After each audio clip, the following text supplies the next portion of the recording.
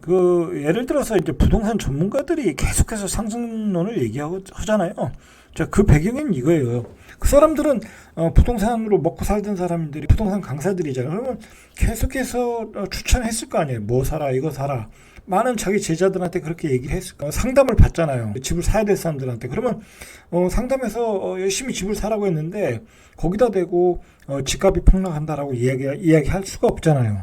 그렇잖아요. 나는 돈 받고서 집 사라고 했는데 집값이 폭락한다 그런 얘기 할 수가 없는 거예요. 양심상. 저라도 그렇게 얘기 못해요.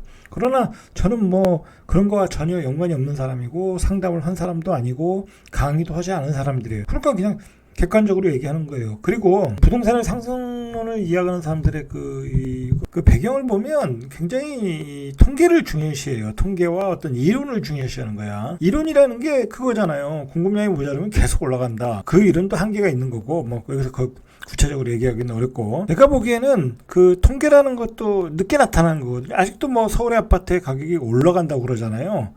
뭐 예를 들어 뭐 성북구만 빼고는 다 빠졌다, 다 떨어진 데가 없다 그렇게 얘기하잖아요. 자, 그런데 실제 현장을 가보라고. 서울 같은 경우에 강남 빼고 집값이 오르는 데가 어딨냐고. 뭐 용산은 오르겠죠. 잠깐 청와대 온다니까. 자, 그런데 빼고 집값이 오르는 데가 어딨냐고. 실제 현장에 가서 보라니까. 집이 거래가 안 돼요. 호가는 옛날 거의 뭐 미친 호가에 내놓고서 그걸 사라고 하니 누가 사겠어요. 금매물도 거래가 안 된다. 안 된다. 지금 보세요. 한번 실거래가 찍히는 거. 그러니까 통계에 별 의미가 없다라는 거야. 우리가 그런 걸 좀 알아야 돼요. 이 현장 감으로 저는 얘기를 하는 거예요. 현장 감으로. 그리고 수십 년 동안 투자 세계에서 그리고 부동산 세계에서 경험을 한 걸 가지고 이야기하는 거예요. 집값이 한 10년 동안 3배나 올랐으면 조정을 줄 수밖에 없죠. 도저히 살 수 없는 가격 2.5배 이상 올랐는데 어떻게 집을 사냐고. 경제는 지금 무너지고 있는데, 대한민국 경제는 위기 속에 있는데, 풍전등화 속에 있는데, 세계의 공급망이 깨지면서 좀 상식적으로 생각해야 될 것 같아요. 뭐 어디서 뭐 통계를 가지고 와서 집값이 빠지는 증거가 어디냐. 거래가 안 되는데 뭔 통계가 의미가 있냐고. 거래가 안 되는데 그렇지 않겠습니까? 그리고 심리가 다 죽었는데. 자, 그래서 지금은 우리가 예전의 트렌드 바꿔야 돼요. 트렌드 어떤 트렌드냐면 지금 벌써 이면 자산이 버블이 붕괴가 되기 시작했어요. 정말 양적 완화를 통해서 말도 안 되는 그 자산들이 다 뭐랄까요, 트레이드 대상이 됐다라는 거야. 자, 뭐 제가 비트코인 가지고는 얘기는 안 하겠어요. 비트코인이 가치가 있냐 없냐를 떠나서 뭐 그건 논할 필요가 없어요. 이미 비트코인은 어느 정도 자리를 잡았잖아요. 그러나 비트코인이 이렇게 떴던 것은 말 그대로 이 시중에 돈이 너무 많으니까 그게 반발로 생긴 거고, 6만 달러 했던 게 3만 달러까지 떨어졌겠어요. 비트코인을 나스닥의 기술주 같이 보는 거야. 기술주처럼 거품으로 보는 거야. 그러니까 원래 가치도 명확히 우리가 규정할 수 없는 건데 나스닥이 떨어지고 자산이 버블이 붕괴가 되니까 이것도 버블이다라고 판단하고 있는 거야 지금. 그 다음에 떴던 게 이 NFT, 이 일종의 뭐 디지털 자산이잖아요. 디지털화해서 어떤 토큰화해서 그걸 거래하는 게 NFT였잖아요. 저희 NFT도 예전에 작년에 뭐 36억에 거래됐던 게 몇십만 원에 거래되고, 그때는 뭐 대단한 것처럼 보였는데 이제 보니까 이게 뭔 의미가 있냐라고, 이런 또 자산이 붕괴되고, 그리고 나스닥 기술주들도 그 빅테크 기업을 포함해서 그 뭐 개별주들, 뭐 나스닥의 엄청난 개별주들 지금 보세요. 70-80% 떨어진 개별 종목이 많고, 빅테크 주식들도 20에서 25% 이상 빠졌어요. 그동안 양적 완화를 통해서 버블이 꼈던 것들이 다 붕괴되고 있다. 자, 그러면 부동산은 버블이 안 꼈어요? 어마어마하게 꼈죠? 자, 그러니까 이제는 부동산 버블이 빠질 차례라는 거. 이러한 그 큰 어떤 그 양적 긴축의 쓰나미가 몰려와서 부동산 버블을 마지막으로 걷어내고 있다. 우리가 이걸 인식을 해야 돼. 이 양적 완화에서 양적 긴축으로 가는 세상으로 왔고, 벌써 자산의 붕괴는 시작되었고, 그 다음에 지금 부동산으로 옮겨붙고 있다, 불들이. 그렇게 이해를 하시고 대응을 하시고, 지금 불나방 같은 재건축 규제 완화 기대감으로 뭐 신고가 잡고 그러는 것은 정말 있을 수 없는 일이다라는. 그리고 우리는 이미 5년간 동안에, 문재인 정부의 5년간 동안에 양적 완화를 통해서 2017년도에 종합주택 매매 가격이 1.48%, 2018년에 1.10%, 그리고 2019년도에는 빠졌어요. 0.36%. 이때는 좀 공급량이 좀 입주 물량이 많아가지고. 하지만 2020년도에 5.36 계속 올랐어요 지금. 그리고 2021년도에 9.93 거의 10%가 올랐어요. 이렇게 폭등을 했다라는 거예요. 5년 집값이. 문재인 정부 5년 동안에 가장 많이 오른 데가 강남이었다. 강남은 집값이 정확히 2배가 뛰었어요. 자, 강남 아파트 가격은 해마다 2억씩 급등했다라는 거예요. 자, 일반적으로 서울의 아파트의 평균 가격이 6억 4천이었는데 문재인 정부 이전에 13억까지 뛰었고, 강남의 경우는 평균 가격이 26억. 그러니까 13억에서 26억이 된 거예요. 평균. 지난 5년간 매년 강남 아파트의 가격이 2억씩 뛰었다. 2억에서 3억씩 뛰었다라는 거예요. 자, 그것도 모자라서 요즘 똘똘한 한 채로 또 신고가를 내는 적이 있더라. 그게 마지막 집단 광기를 부리고 있더라라는 거예요. 확실하게 꼭지를 잡아주고 있는 거죠. 이렇게 뛰었는데. 자, 이거 결국은 규제. 어떤 규제의 풍선 효과잖아요. 자, 그렇게 인식을 해야 된다는 거예요. 자, 지금 지갑이 얼마나 많이 뛰었냐면 2021년 3분기 기준으로서 KB국민은행이 산출한 서울 부동산의 소득 대비 주택가격 비율 PIR이 17.6%. 그러니까 한 18년을 자기 월급을 꼬박 모아야 집을 한 채를 살 수 있다라는 거예요. 그러니까 집을 사는 게 이제 불가능한 가격이 왔다라는 거예요. 17년 이상을 소득을 한 푼도 쓰지 않고 모아야 집을 살 수 있다.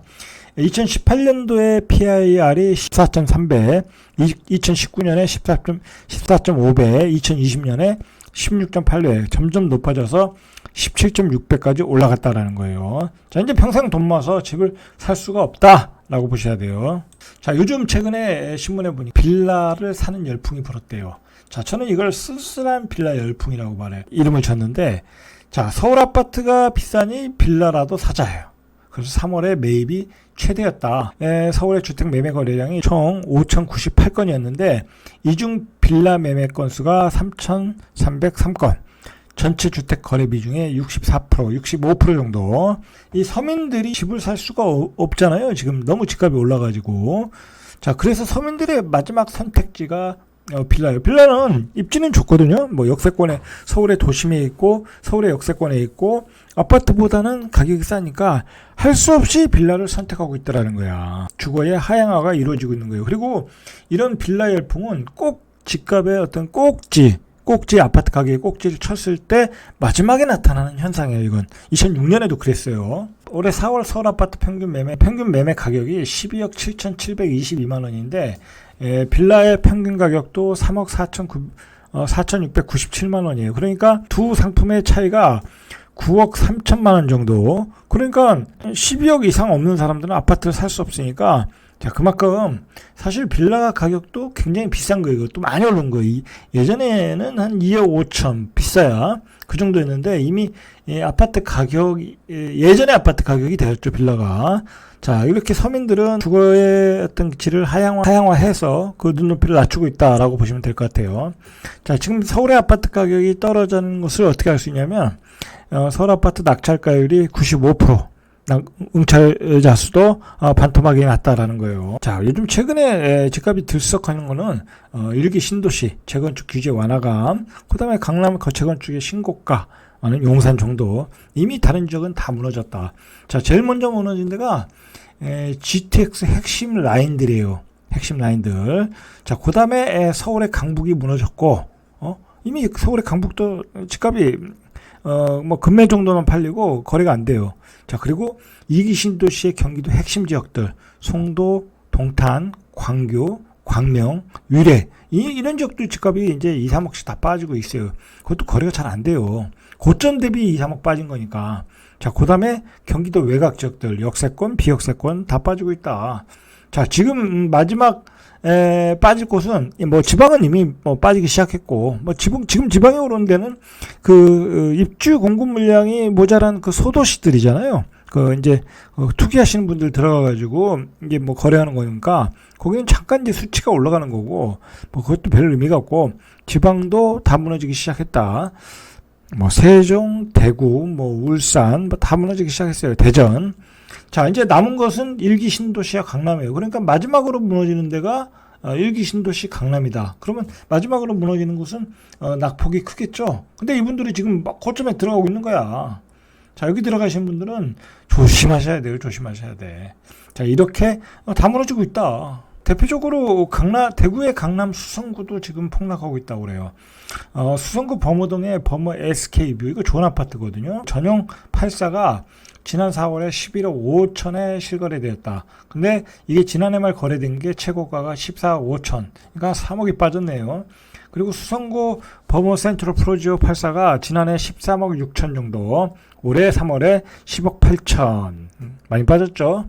뭐 거의 2억 8천 정도 빠졌네요. 자, 이렇게 대구의 핵심 지역도 빠지고 있다. 전체적으로 다 빠지고 있어요, 지금.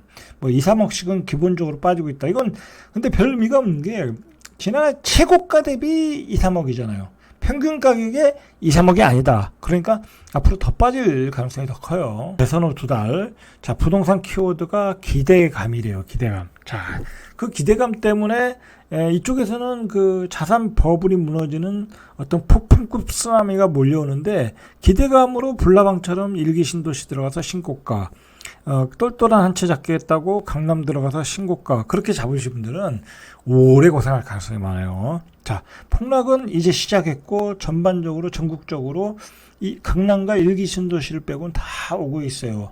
얼마나 올지도 모르고 이제 폭락은 시작에 불과하다 라는 거예요. 조심하셔야 됩니다. 이상 절대값 튜브의 명품 PD 한 PD였습니다.